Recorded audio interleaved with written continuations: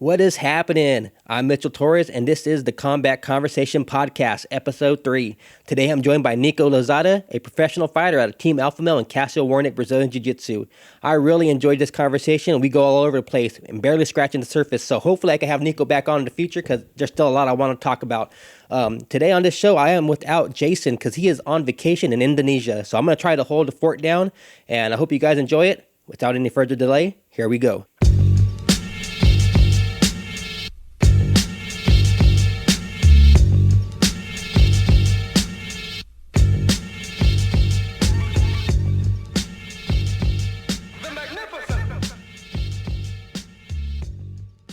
All right, the Combat Conversation Podcast. We're back live on the scene, except for without Jason Probes because he had stuff to do. It's me and Nico Lozada. How we doing? Right on, man. We're actually at Cassio Gym in Sacramento right now. He just got done doing a crazy class with about 50 people in here. Yeah, it's pretty stacked. Right on, man. So what's going on, man? What's happening? Not much. Just getting some training in. Taking a little bit of time off from fighting and everything, just focusing on jiu-jitsu. Right on. Got Worlds possibly May, and then I'm going to definitely do Masters in August. So nice. Just gearing down for that, and then received an email today for, Fight to Win Pro. So, oh, wow, you're going to do that? Yeah. Nice. I'm looking for an opponent right now, I think. So. That's a San Jose one? San Jose, yeah. Nice, man. So. Busy. Yeah, and it's where I'm hometown, where I was originally Oh, you're from San Jose? Nice. Originally, but Sacramento's my last 10, 12 years has been my life. So, oh, cool, man. Sacramento's my home. Yeah, I was actually out in Gilroy for about 2 years. I'm from the Central Valley. Okay. So I started out there, went to Gilroy, and then we moved to Atlanta, Georgia. Then we ended up here. Man, I was all over this training. Yeah, my cousin actually is in the Gilroy, Morgan Hill area. Okay. Wrestled out of, Live Oak, I think? Okay. Oh, man, yeah. Live Oak, and then I think there was something that happened. He had to switch schools, so he redshirted senior year, but he's wrestling over at Stanford right now. Oh, nice. So, yeah, wow, good, dude. Good program out there. I hear that Gilroy just picked up Daniel Cormier as a wrestling coach down there, too. Yeah, man. And he's doing it for free. Dude, well, that guy's just great. He loves the sport. He's a great personality. Right. And it's funny because if you think back, I would say when was the John Jones fight? Not even like a year ago. Right. And looking back at that, people were hating on him. Right. You know, I always kind of liked Cormier. But yeah, just it's funny to kind of see him be himself and people embellish it, and it's I remember seeing him fight at a UFC on Fox in San Jose. He was fighting Frank Mir, and the crowd was just so negative. I'm like, what did this guy even do? It's the hometown too. Right? Yeah, it was crazy. Yeah, well, Frank Mir's the legend, but yeah, of course. It's crazy. Yeah, I mean, Strikeforce. You got to think he was fighting heavyweight at Strikeforce. Right. And killing people. So he's great for the Gilroy program. What do you think about him and Stipe stepping up? That's a fun fight. That's not. I mean, it's not the fight exactly everyone wants to see. It's a great fight though. I think that that whole light heavyweight division. I think a lot of guys can jump back and forth. Depending on handling the power and stuff like that. But I think a lot of guys can handle that. I mean, it's obvious. The fight that everyone wanted to see was either John Jones and Brock Lesnar. Right. Or even just John Jones going up to heavyweight. Yeah. But unfortunately, due to circumstances, that's what we're given, and it's still a great fight. Yeah. Stipe is a great fighter as well. So it definitely so far it looks like a fun season. Fighter. Oh yeah. I've been watching. I mean, I have the second one down on my DVR right now. I got to go back. I watch them all, man. I say I'm not going to watch them, but I always watch them, just like every UFC on Fox or every Fight Pass. I can't. I have to watch it. Yeah. But that's how it is for even boxing. I mean, boxing drives me crazy, but I still had to watch the Broner fight. Yeah. It's like, man. So you're fighting at 135? I did this last time. I took it. It was originally, I've always fought 25s. Sometimes I fought at 35 or just catch weight, Wow, 30s. but even 120, dude, Yeah. you look pretty big, dude. Oh man, because I've been on the beer and cheeseburger diet. If you watch Trailer Park Boys, Yes, I do. I'm on the Randy diet. Man, my diet is pizza and beer. That's what I do, Yeah, man. man. It's great. We sometimes after Cassio's, I won't throw them under the bus, but we go to Harry's down the street and Okay. have a beer after, just to kind of get the perfect carbs Right. in Hell and stuff yeah. like that. But yeah, no, I've been just enjoying myself. Unfortunately, I took a fight that 135 fight over at Dragon House. Right. Can I say something about that Oh first? yeah, I don't understand what the referee was watching. yeah. I don't understand what the commentators were watching. Well, the commentators were from their gym. Okay. So that's granted. That's gonna happen. And I mean, even looking back now, there's things that I could have done to prevent even that situation from happening. Right. I kind of threw a fake shot, but overcommitted. Okay. And ended up, it ended up being a shitty shot. And I think that kind of created a scramble that didn't need to happen. Right. So looking back, still like there's things I could have done. Yeah, but there's also there was the 2 fights before that. A lot of people don't realize that same referee had let a guy get hit, soccer kicked on the ground. Oh shit. And it caused the whole card to stop for about 40 minutes, I think it was. Shit. Because they had to get the ambulance, take him, come back, and then they had to be set up in order to keep going. So I mean, I'm sure part of it is a little bit nerves, the refs' nerves, but I think that a lot of it played the hometown crowd. Yeah, because it's like that's his sole focus. And then for a lot of people that don't know, that didn't see the fight, I had a fight that was stopped. It was a very early stoppage. If you watch the video, the shots that were landing were actually on the back, a couple on the back of the head, and then a couple where I'm actually covering my right ear, and I'm on my left shoulder turning into him. We're kind of almost, a lot of people don't know, but I have a single leg sit up, I go for almost like an X guard sweep. So I go for a couple different things depending on their reaction. If they sprawl hard, I'll roll them on top of me. If they don't and they don't push back much, I'll sit up a single leg. So we were kind of setting that up, and that's when the ref had stopped the fight. Yeah, he was putting in a lot of effort for minimum results. I've seen him. He was going. I'm like, oh, this dude's gonna get tired. Yeah. And the referee intervenes. I'm like, Exactly. And well, that's the thing. We knew, and so going into, if there was a grappling in the first round, we didn't want to really create a lot of grappling in the first round, unless I initiated it, and normally it'd be towards the end of the round. But we didn't want to initiate any grappling. We wanted to tire him out. We knew that he gets flustered and panics a little bit, Right. and he doesn't do well with cardio. And I'm one of those. I'm a slow starter. Okay. A lot of my fights, I use my face as a catcher's mitt, and then I let you tire yourself out, and then I come turn it on, and it's like you're in the middle of the ocean now. Well, it's a and fight. You got a cramp. It's a fight. You can't. So that was the thing. I was hoping that was gonna happen. It didn't work out. And I had popped up right away, thinking that the ref had stopped from the back of the head, but really it was for the fight. Wow. And tried fighting the ref and things like that. But yeah, it was unfortunate now. So I'm just taking a little bit of time off MMA. I'm not done. Just a little sour taste in the mouth. But focusing on my always my number one love, which has been jiu-jitsu. So is that what you started in the beginning of your journey? No. So funny story is I tell people this all the time. How I got started into martial arts. I did grow up around martial arts. My dad did kung fu, and we trained a little bit with me and my sisters. My dad trained us a little bit, and we did a lot of sparring with each other. And my parents would literally kind of watch us fight. And my mom, she didn't really care for it too much, but my dad, he thought it was funny. Yeah, so we did that as a kid, but really, we always were into. I always watched kung fu movies. I always watched, the beginning. It's funny because a lot of people don't realize the beginning UFCs weren't actually on pay-per-view. Right. Yeah. You had to. I forget how we got it. We rented a DVD or not DVD, a VHS. Right. For those that don't know, it's a block thing that you put in a TV that had a box connected to it, which would play movies. Right. And so we would do that at a place called Blockbuster.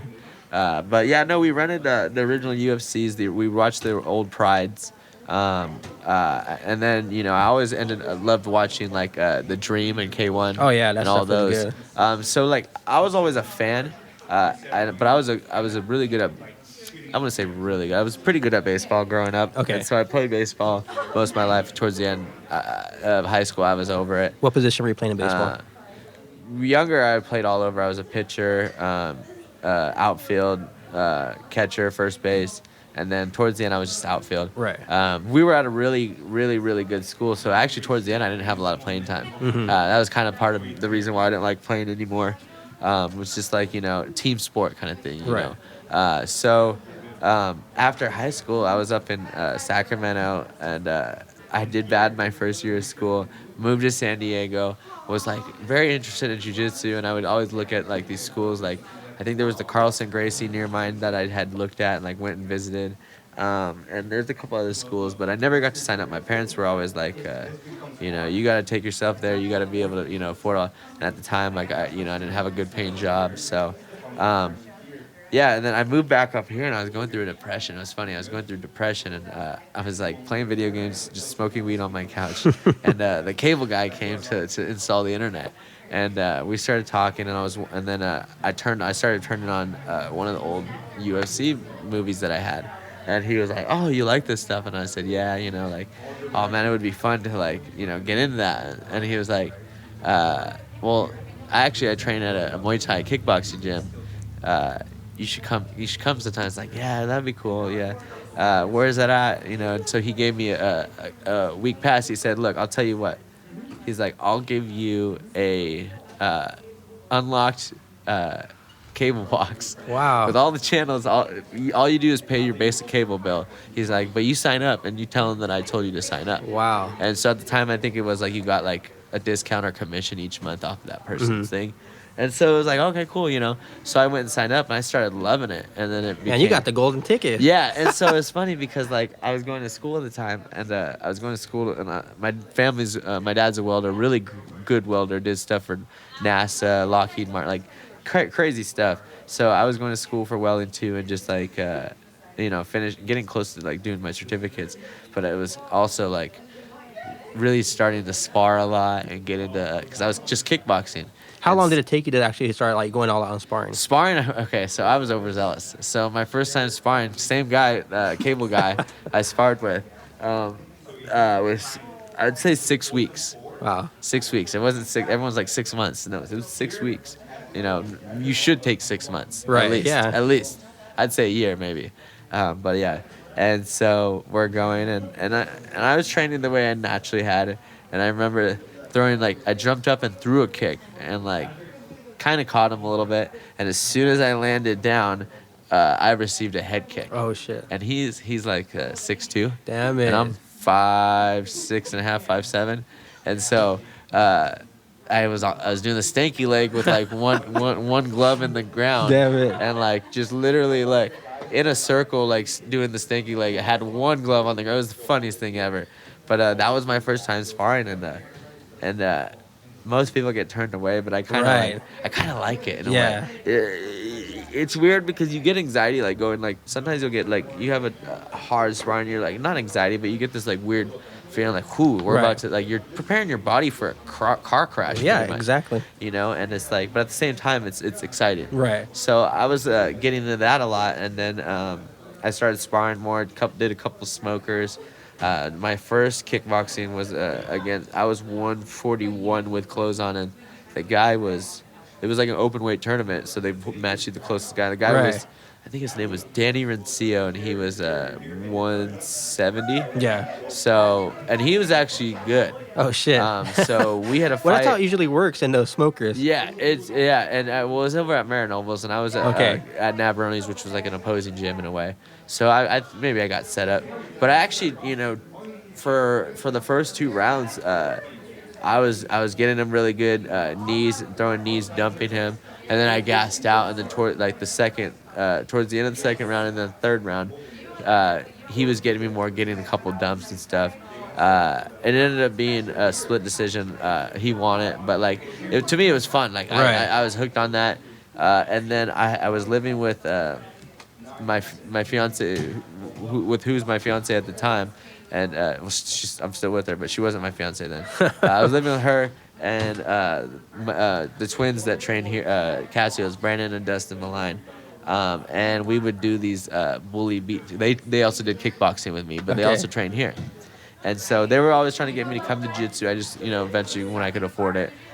So we'd do these bully beat downs, and we would roll joints, and it would be 5 joints, 5 joints, 5 minutes. I like it. And if you can get out of, if you get sub 5 times, then he gets it. If not, then you get to keep it. Nice. But the thing was, we always shared. Right. But it was just the fact of like getting into the role, and then also, I'm always bad with his last name because he's a teacher, so he changed it on Facebook. He goes by Furby McBuster. Okay. But Justin, Hackey's brother, one of the sheriff's brothers here, he's also one of the original guys that got me into it. Excuse me, I have to sneeze. No problem. Bless you. But yeah, he was training me a lot too over at Navaroni's, and then showing me things at jiu-jitsu. So when I came in, I felt very comfortable. It was very welcome. It was over at the old academy off of it's not too far from here. But yeah, I was at the old academy, which was really cool to see that part, and then see the end of that. And it was a really good time coming here. Like I think it was 7 years ago now. Wow, nice, man. Yeah. So everything's changed in that amount of time. I went from being depressed to enjoying my life and having So fun. was it the rolling that got you out of the depression, or was it the mixture of everything? So fighting? I think it's everything. I think as life progresses, you kind of learn things like younger. It's funny because when you're younger, it's almost like you have this false sense of security, a weird ego. You have low self-esteem in a way. So like you see these young guys like peacock and wear these muscle shirt, these things, and like have these nice trucks, and that's to make them feel better. But then I would be the guy that would be hating on them too. And I always look back like, man, why was I hating on them? It's because like I was jealous in a way. Like, I didn't feel good about myself. So I think a lot of it came with training. I think, and it's funny because you hear Joe Rogan. I think he's mentioned it, but like jiu-jitsu is one of those things where it's like a reality check. Oh yeah, for sure. Like every time somebody taps, it's like I could have killed you, you know, and then it humbles you, and so you don't feel that need to like peacock or whatever. All right, yeah. I mean, when I was younger, I was like almost in the same boat. I didn't do shit, man. I smoked weed all day, hung with my friends, and just talked shit. For no reason. For no reason. When I finally got into training, it's like I became. It's like I shedded all that skin. Yeah. And I'm something new now, And it's kind of weird because you look back like that's the same person. I'm the same person, but what the hell happened? Oh yeah. Even my friends, they look at me like, dude, what you do now compared to what you were is like it's night and day, and it's not really nothing. It's just living on these mats now, Well, it's funny because even when you start, in a way, it's like you almost want to show off what you have. Like, I remember like when if you started jiu-jitsu, like I remember I wanted to check out every school when I'd visit somewhere. I always would wear a shirt, things like that. It's almost like I wanted people to know. Right. And now it's like I go to Starbucks and people are like, "Oh, you're a fighter, or you wrestle." It's like, shit, man, I just want coffee. But it's like I love talking to people, but it's like, you kind of lose that, like, and you humble yourself. I think part of that, one thing I always want to make a point about with jiu-jitsu is life is like jiu-jitsu. Right. You're in the bad times are submissions or submission attempts. Somebody's trying to attempt a submission on you. And at times people tap and they want to give up. Right. And sometimes that's okay. People give up and then reevaluate things and they get back to it. But I always try to look at it as like, if you hold on a little longer, you don't like relax, that financial thing comes around, you're panicking, like, how am I going to deal with this, blah, blah, blah, you're yelling at everyone, blah, blah. And if you just relax, it's like, if you're in a submission and you do that, that doesn't work. Right. If you're in quicksand, you do that, it doesn't work. But, if you calm yourself down and reevaluate things, and relax and address the situation, address the choke hand, the top hand, or where the hooks are, then you're just that much more out of it. So I kind of started relating. I started relating everything that way. Yeah. So it's more of my religion now. Well, yeah. I mean, it makes perfect sense. I have buddies that suffer from depression, Yeah. and they love dwelling in it. Even if you give them the right advice, they hear it, but they don't take it in, and then they dwell. I'm like, dude, get out of it. Get out Some of it. people just like to hear it. Right. Like, they like to talk, Shannon left me. Yeah. Well, yeah, bro. You don't understand the funniest story my dad did to me. It was in high school. I was dating a girl, and I remember she broke up with me, and I was bawling, having a hard time, blah blah. And he walks by me, and he looks at me, and my mom even thought he was gonna say something like to Heads help up. me out, oh, here, maybe your dad say something. You know what? I would have broke up with you too. Right. You don't got a job. He's like, yeah, you own your car, but you have to ask to use it because you're grounded half the time. He was like, you work at Great America. Who wants to date a guy that works at Great America? Like, just started roasting into me. And then I was just like, I wanted to fight him. He's like, I bet that pisses you off, huh? Yeah. And you could tell he just walked off into the garage Luckily, laughing. you could take that though. Some people can't take Yeah. that. Well, I mean, if you see my dad too, you're like, there ain't good shit I'm gonna do about it anyways. But yeah, no. But he and then later on he told me, you know why I said that is because you're focusing on all this stuff. You're focusing on her. You're focused on this when you're not focusing on the things that I pointed out to you that bother you. But your grade point average, things that bother you. But he was like, but you're more focused on that. He's like, think about this. He's like, people want to be around somebody that can provide for them. If you can't love yourself, how can you love somebody else? Right. And not only that, but he's like, people want to be around somebody that has something going for them, that's fun and exciting. They don't want to be around somebody that's, constantly has this going on, or I gotta ask my mom that, things like that. And he was like, you work on these things and think about the type of person you'll be around later. And it was funny because man, that's some great advice. I tell that to all my, I have a couple guys that, one of them going in the NFL draft this week, Colton. He, I'm bad at last names, but my buddy Colin from UCLA, he'll be going through the draft this week. Nice. I do boxing with him, and I always laugh about the girls that they, when they're talking to the girls, and he's really good about it, luckily. But there's a couple of them I gotta tell him, but I'm like, man, just hold off. You guys are in college right now. You realize that you're just around a bunch of bear traps that are trying to get you. You gotta hold off until you're in the NFL, and then think about the type of girls you'll be dating then. I have friends that are in their late 30s, and they're in that mindset of teenagers still dwelling on chicks that don't want to be with them. Like, well, because you don't got your shit together, man. Yeah. That's the funny thing. Is I would witness it with some of the Team Alpha Male guys. You just see everyone just chasing chicks, and it's over the last year or so, I've noticed a lot of guys settling down, and it's that's when you're like, oh, I'm starting to get old, because I've been with the same girl for 8 years now, but it's funny because you're like, oh, you think about those times, and those were long ago for me, and then these guys are starting to go through them. Right. We're the same age. I'm just getting old. But how old are you? I'm 30 now. You're 30? Yeah. Oh man, you're young, dude. I'm 38. I've been You married. got good skin. I don't know how. I do construction. I've been married for 15 years, man. Yeah, dang. Yeah, I've been married for 15 years. That's and positive for marriage. I'm telling you. People look like 50 well, after you know what married. it is? You got to find the right person that you don't have to be fake in front of. Yeah. And I see buddies that are with chicks, and he's like, don't say that or don't do this. I'm like, that chick don't even know you right now. Yeah. If you have to say don't do this, don't do that, she don't know you. It's not worth it. Oh, yeah. Yeah, but no, me and my wife, she understands. She knows exactly who I am. There's no fronting.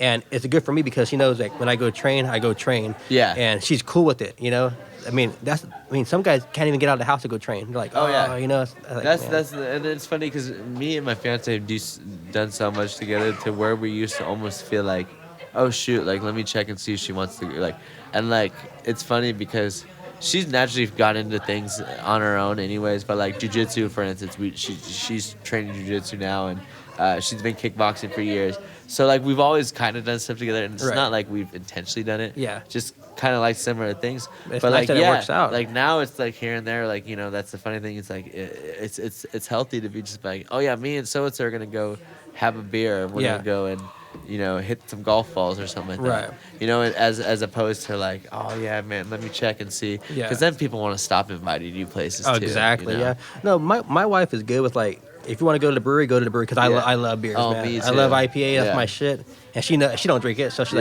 go have your beer. And I'm trying to actually get her on the mats. I mean, she wants to do it, but she's super ultra competitive, where she can't separate the fight from sparring. Yes. So I'm working with her on that. if I could get her through that, Yeah. I'm hoping I could get her into a classroom I setting. think the Sunday classes here with Dan, Yeah. it's funny because Bree's very competitive too Uh-huh. in a sense, and like even when it's funny because like sometimes I feel like we're the worst partners for each other, Right. because anything I say, it's like she gets so irritated with me, and then like Dan or somebody else say it, it's like, wink, got Right, it, yeah. it's like. I was saying the same exact thing. So like sometimes it's also just like that. But I think like there is a group of girls on the Sunday that come, which is great, Mm-hmm. and we're starting to build like a great like a good round team, and then Right. like over in Roseville, you guys are getting huge too, and Oh yeah. so like Slowly but surely. yeah, man, it's taking over. It's Sacramento, and jiu-jitsu is fun out here. Running into Cassio and Darren is probably like the best thing that happened to me moving down when I moved back to California. Um, I seen the school, the sign come up in Roseville, and I try to get one day a week at anywhere I could get a Yeah. mat in it because I don't know the area that good. Yeah. So when I seen the sign, I go, oh, Cassio, I'm gonna go try it out. I didn't think Cassio would actually be there. Yeah. I thought it was just his name on Yeah, Cassio yeah, school. And like Grace, yeah. So I seen him. I was like, oh shit. I'm like, all right, cool. And then he actually taught that class. I was like, man, this is perfect. And then Darren, I mean, they are who they are, and Yeah. it like just sucked me in. And I've been there since.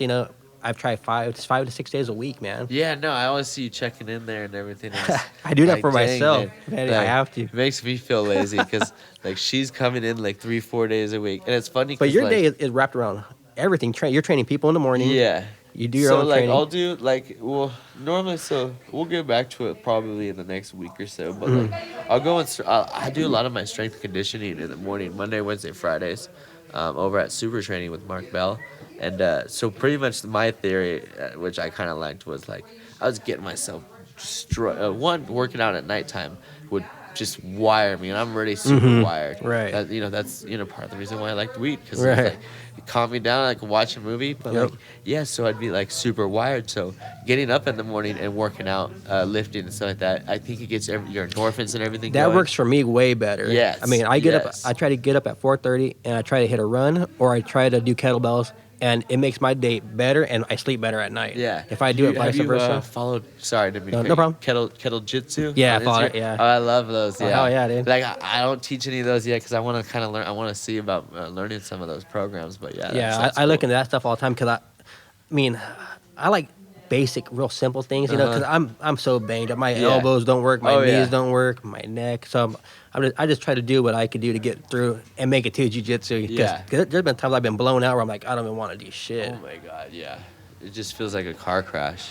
What's up with your forklifter? What is that? Oh yeah. So it's funny stories. I was actually a sponsored athlete. And, Okay. looking back in a way, I kind of got suckered into it, but like, I turned it around. Like, so pretty much, it was a meal prep company that they prepackaged meals. They cooked it through a commercial kitchen. They had a website, and I would get meals, every week delivered to my house and microwave them. They helped me out for my camps. But I had brought them some clients and stuff like that, and I thought they would, I was like, oh man, this is cool. Like, and then they were going under, Okay. the owner, he became head chef at some smokehouse, like some steak smokehouse or whatever. And so he wasn't going to be able to do it. And then the other guy was going through a divorce, so he actually sold his share. So it was pretty much all on this one guy then. He wasn't going to be able to do it, so they were just going to sell it. And I think it was kind of one of those things where when I was like, oh, are you really, like, is there anyone trying to sell it? He's like, well, are you interested? I said, maybe. And he's like, yeah, there's a couple people. But so part of me wondered, like, what that was, because when I took over the business, it was a mess in a way.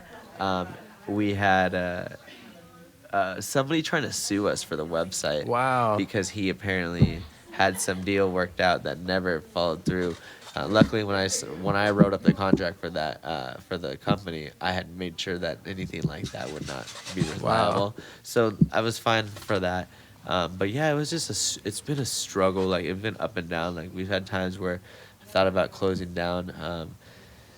I'm not a chef. Okay, But that's what I was gonna ask you. I go, are you a chef? So I'm not a chef, but in the last 2 years, like in a way became one. Just like Nice. just like yeah, like learning from people and stuff like that. But yeah, like a lot of our meals have been really fire lately. Yeah, And that's nice, I'll have to man. get you some. Oh yeah, because I seem like, man, I go, Yeah. I need to change. My diet is the worst thing I do. Oh yeah, Everything, me too. everything. I mean, I train hard. I mean, even when I work good. But man, at lunch, like today, I went to Flaming Grill for lunch. Oh my God. But at least I got an elk burger. Yeah. So I got an elk burger with jalapenos. So wild game. Yeah, so that's what I but did. it's funny because I learned about Five Guys recently. Oh, okay. And that's just bad news for me. They know me now. Oh shit. Yeah, when you go to like China, I got Chinese food place in Loomis Nico, they know when I call. Dang. Like, that's not good. All right. So I love food. Yeah. But yeah. Yeah, my whole thing is just pizza, man. My wife goes crazy. You want pizza? I'll order pizza like 3 times a week. Oh, yeah. And I destroy it, man. Beer and pizza, man, is my weakness. See, those are the two things Damn. that definitely hold weight because you got all the sugar and the wheat and the beer. Right. And then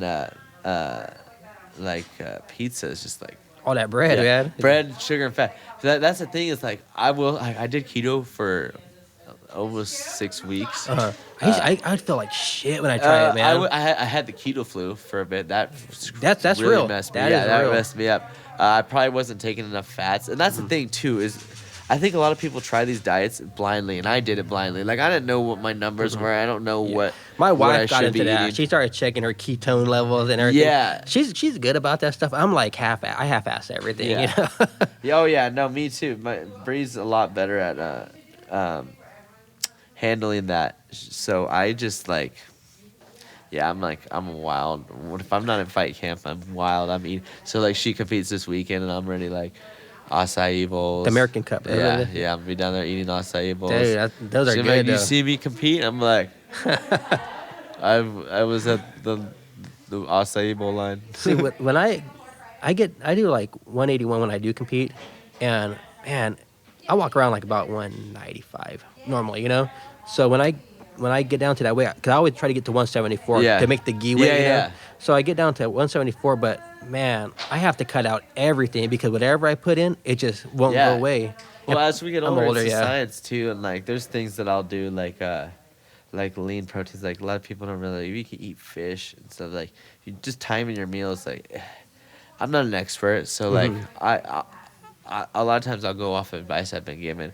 Like some people, like George Lockhart, will say like to eat your carbs right after your workout and earlier in the day. I cut carbs out totally, Yeah. man. Oh, see, and that's the thing is I did with the keto thing, Uh-huh. and it as an athlete, as much as we do, sometimes we need to have the carbs. Right. I think the biggest thing for me, I've noticed that my body, when I cut out and I'm gonna start bringing back is fruit. Fruit. I used to eat a lot of fruit, like make smoothies and things, and that was a key part of like I think feeling like I would get up in the morning and have a smoothie, and if I missed it, which I'd go to Jamba Juice, but I would literally like the things I would tell them to make wasn't even a smoothie. Like I'd be like I need you to put like 4 things in your kale or whatever, and then I want like all blueberries, all bananas. You know? And you gotta specify you want real fruit too. Yeah, Because if yeah. not, they're gonna give you that They'll syrup give you shit. this. Well, and they'll give you Concentrate. The sherbets. Okay. They got ice cream in there too. I used Oh, to work man. there. I used to work at a Jamba Juice. Damn it. I quit by throwing one of the blenders up against the wall and telling the manager to F off. And, Damn it. yeah, oh, it was a bad situation. Holy shit, man. So I want to go back to that fight to win just for a second. I know you're not official yet, but what weight class will you do for that? And is it gi or last no time gi? they offered me no gi. Okay. Well, I would do gi too, but last time they offered me 140, I think. Okay. So I don't know. I'm not worried about jiu-jitsu weight's different. I mean, Is it's one it thing even if the a guy's same? punching you. Right. That's what I was about to say. You know, because I look at it like it's one thing if a guy's punching you, because then he's able to hold you down and punch you. And jiu-jitsu, you know, like you're able to kind of time and manipulate things, and you know, it's a small man's game sometimes. You Right. know? We train at a small man jiu-jitsu school, so. Even if it was like, you know, like they're like, hey, we need you at 160. All right, I'm gonna be. Yeah. All right, looks like I'm having beer tonight and pizza. Does your jiu-jitsu training differ from if you're just going to do a grappling event compared to an MMA? If you have MMA fights coming up? If MMA fights coming up, I'm definitely going to a lot of my MMA practices. the hardest part with doing the MMA practices lately in the last year is just I used to have a lot more money saved up, and just financially, like having to work a lot more and things like that. It's I have to work more, so you miss practices and things. But typically with an MMA fight, I'm training twice a day, for 5 days a week, and then but I always train at gi. I've always trained in here. Okay. For jiu-jitsu. A lot of drilling, a lot of situational stuff with Mark and Cassio, Matt Love, and some of those guys, and then some monsters, man. So yeah, and I feel like it keeps my game. It does throw a little bit off, I'd say, in MMA in a sense, because there's the grappling, the wrestling in a sense, but. But man, I was watching some of your fights, man, and your jiu-jitsu attacks are so quick. They come out you're jumping on backs, just like, man. Yes. Like, so I've been setting, like, that's the thing is, I do have some like fancy things and stuff like that. I'm really working on more basic technique now. I have a lot of sneaky things that I do, and sometimes I feel like it sucks in fights because I haven't been able to use it all yet. Right. But like, yeah, I have so like I'm always trying to train in a gi. I'm always in a gi, regardless, no matter what. And then as the fight comes closer, I'm training no gi, taking the gi off for the roll rounds and things like that. But there's just something about the gi that I love. Not everyone believes that you should be doing that. I'm sure that it bugs some of my coaches, but I started training no gi before I put on a gi. So I trained like a few years before I even put a gi on. And then when I started training with the gi, I always say this story, guys, sorry. But what happens is I used to leave my gi in the car. I say, I left it at home. And I was getting mopped up with the gi on. Yeah. But I felt like, okay, if they can't grab me, I could do better. Yeah. But when I finally started putting on the gi, now that's what I prefer. I don't ever take it off no more. It's kind of weird. And I feel like it made me more technical. Even when I take it off, I feel like I'm doing better stuff now. Yes. And well, that's the thing, too, is now, like, I feel like, in a way, and even with MMA, it's like you get confidence in your grappling, and then you go and grapple with, like, Julian in the gi, and, like, he just stops all your attacks, and you're just like, whoa, like, and with effortless. Right. And so then it's like, and then it really humbles you, and then so then it's like I'm drilling for that situation for the next time we roll. So that's kind of another reason why I've been wearing gi. Tonight I wore a rash guard just because I was cooking all day and hopefully I didn't smell like food.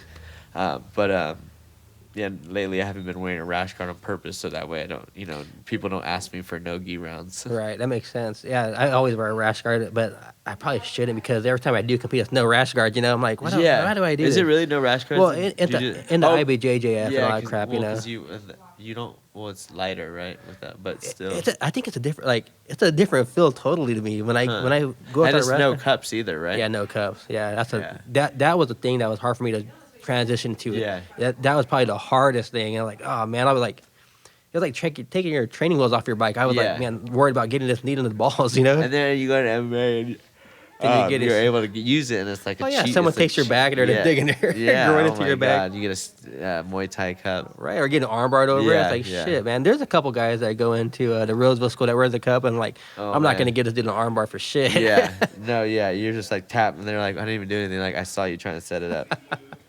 Man, so let me see here. Anything coming up for you besides grappling? Any goals you're trying to achieve? Yeah, I want a world champion. I want to get a world champion medal. Let's see.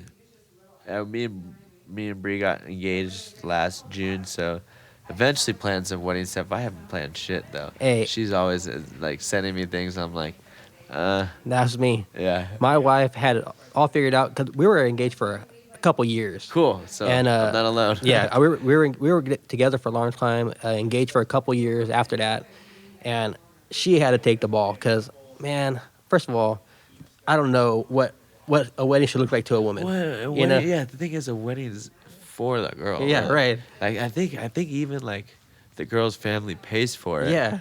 Like I'm not sure. My in-laws did a great job. I'll tell you that though. Yeah. They hooked it up, but it was like Because they pay for it, because then you're gonna be paying for her for the rest of your life. We have an inside joke. I always say, we play around a lot. We have a funny sense of humor together. I go, so if I give you back to your dad, do I get my sheep back? Like, some animal exchange. Yeah. It's like, oh man, just get out of here with that shit.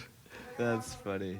Yeah, that's funny. So, man, we're like 40 minutes in, so I'm gonna try to wrap this up real quick. No worries. But I appreciate you giving me your time, man. Yeah, we'll do it again you're anytime. Yeah, I would love to have you on right now, again.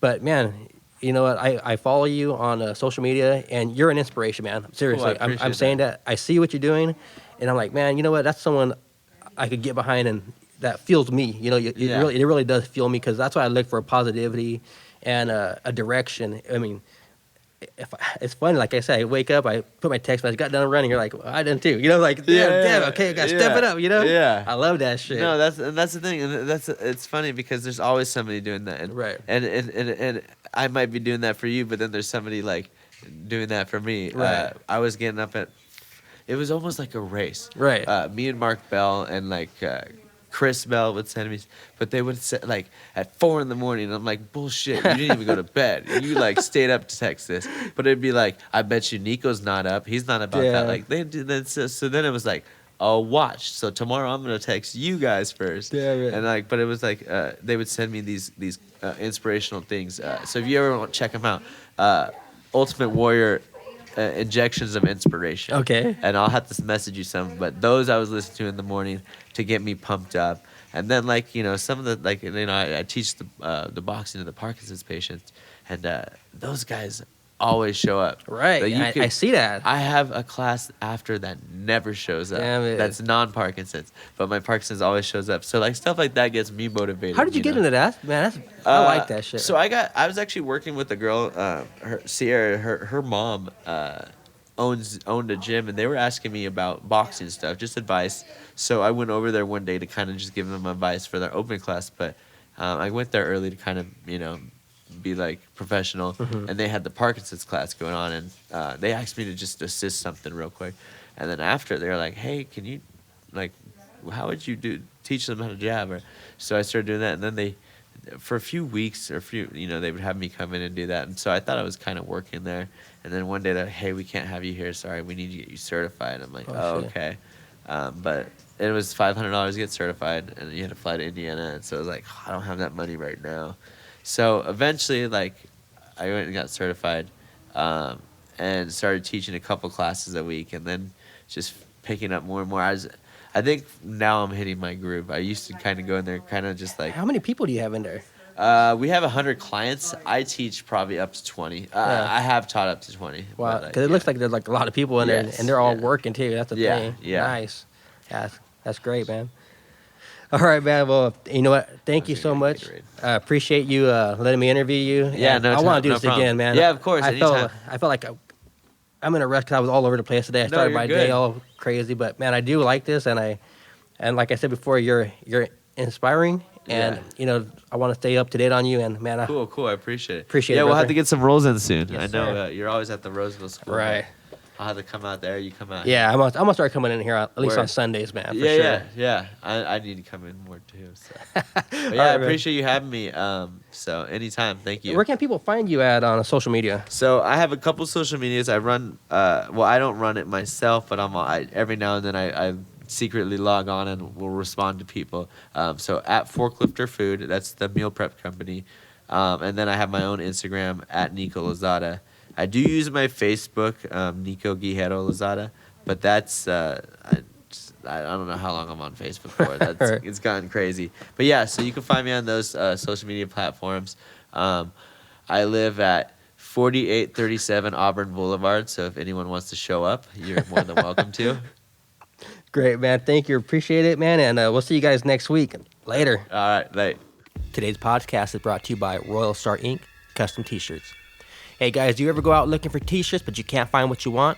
Or maybe you have an idea of something you want to put on the t-shirt? Or does your team not look like a team because you guys are wearing old logos, mismatching, different colors? That's not a good look. But Rudy at Royal Star Inc. got you covered. Hit them up for quality t-shirts, custom designs, fast turnarounds. They look great, they feel great.